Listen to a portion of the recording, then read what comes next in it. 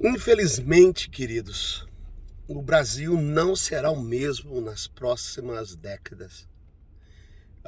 Nesse vídeo eu vou explicar para você e no final vai ficar claro para você, com o último ponto, como não há esperança fora do próprio povo brasileiro. Primeiro, o Brasil não vai ser o mesmo nas próximas décadas, especialmente depois do dia 30 de outubro, depois do segundo turno, porque, primeiro, a pós-modernidade, se você nunca leu sobre a pós-modernidade, você precisa ler. A pós-modernidade, com o seu braço político, o seu braço ideológico político, que é o neomarxismo, com a esquerda, ela tomou a mídia no Brasil. Os meios de comunicação, a mídia, é completamente com essa mentalidade pós-moderna. Só resumindo a pós-modernidade para você, a pós-modernidade carrega um absoluto, que é: nenhum ser humano pode ser guiado por um Deus que se revela de forma absoluta, como a Bíblia. A Bíblia ser a palavra final. Um Jesus que é a encarnação desse Deus como palavra final para todas as áreas da nossa vida. Então, isso é um pensamento filosófico. E como você sabe, todos nós temos o nosso quadro de referência interna aqui, que são nossos valores absolutos. Quando nós estamos lutando pela alma, é uma guerra cultural, mas é uma guerra cultural pela alma das pessoas, pelo mundo psicológico. A alma é psique, mundo psicológico das pessoas. Porque quando você muda os valores absolutos dentro da cabeça das pessoas, elas agem a partir daí. Então, sem um Deus absoluto, você pode ter um Deus, você pode ter um Jesus, você pode ter uma Bíblia, mas que não seja absoluta. Entendeu? O Deus que você constrói, o Jesus que você constrói. Então, a mídia, ela, principalmente com a Rede Globo de televisão, com as novelas, com shows, com os filmes que fazem, passa para a mentalidade do povo, foi passando para a mentalidade do povo esse liberalismo moral. Então a mídia está completamente, qualquer coisa que se levantar contra essa raiz profunda dos valores que eles estabeleceram, do liberalismo moral, do neomarxismo, da pós-modernidade, eles vão atacar, entende? Eles vão atacar completamente e vão rotular. A segunda coisa é que com a subida da esquerda no poder, começou com o Fernando Henrique Cardoso, aí depois com Lula e a Dilma, eles aparelharam principalmente o sistema judiciário. Então, com o sistema judiciário aparelhado, é o que se viu, entende? Enquanto 3 milhões de pessoas foram à rua, eu penso que em 2013, não é? O governo sentiu a sacudadela, né, e o sistema judiciário, e puseram o Lula na prisão e todos os corruptos na prisão. Mas quando sentiram afrouxar e sentiram que podiam atacar um grupo específico, nomeando os conservadores, que surgiu na política brasileira, e pondo os labels, né, os rótulos neles de ultraconservadores, de totalitaristas, e todos os labels, e todos os rótulos que puseram, na verdade, xenofóbicos, homofóbicos, racistas, qualquer pensamento que é contra essa ideologia neomarxista, então eles rotulam e é isso que fazem. Mas como eles aparelharam todo o sistema judicial, então já não há meio de haver justiça para qualquer um que pensa diferente deles, no que eles chamam de democracia. A democracia é o que eles pensam, é o neomarxismo, é a ideologia neomarxista pós-moderna. Então o sistema judiciário aparelhado, como nós vimos, tiraram o Lula de lá, deram dito pelo não dito, tiraram o Lula para concorrer e virou o que virou, não é?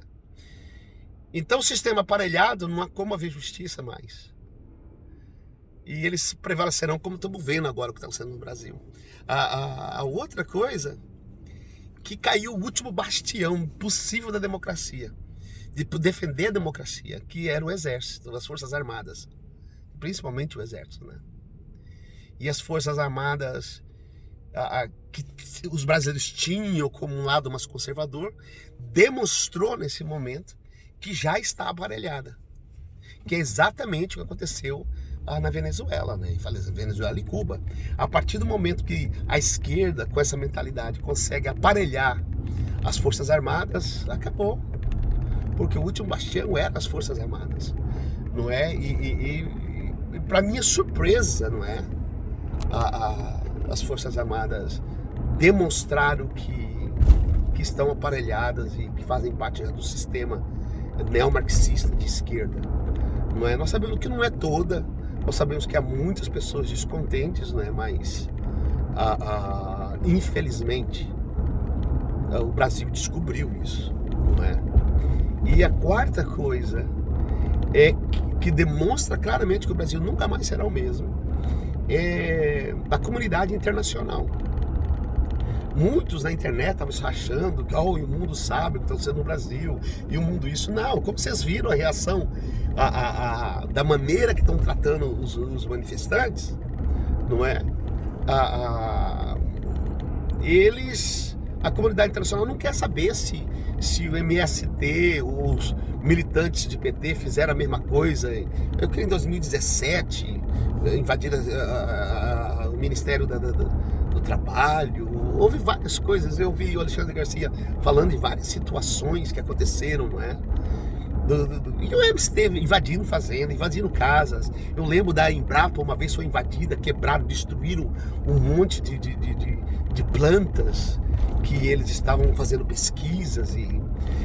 Ou seja, a comunidade internacional é neomarxista.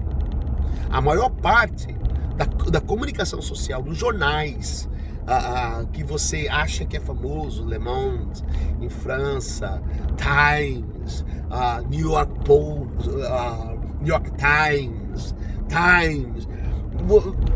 eles são neomarxistas, eles já têm essa mentalidade. Os governos de França, a Europa é neomarxista, entende? Agora o governo Biden é neomarxista, eles têm a ideologia neomarxista por trás. A pós-modernidade é a filosofia que sustenta eles. E eu volto a repetir, leia sobre a pós-modernidade e o neomarxismo, entende? Não é marxismo ou comunismo, é neocomunismo, neomarxismo. É uma outra realidade. Com a escola de Frankfurt, você precisa ler, se informar para entender o que está se passando. Mas isso é mundial. Então, o Brasil não tinha opção a partir do dia 30. Se os militares exigissem o código-fonte para demonstrar que houve fraude nas eleições ou não, porque é uma questão lógica. Aqui nos Estados Unidos, toda a eleição foi contestada, tanto pelos democratas como pelos republicanos. Entende? Só fala que o Trump contestou, não foi só o Trump.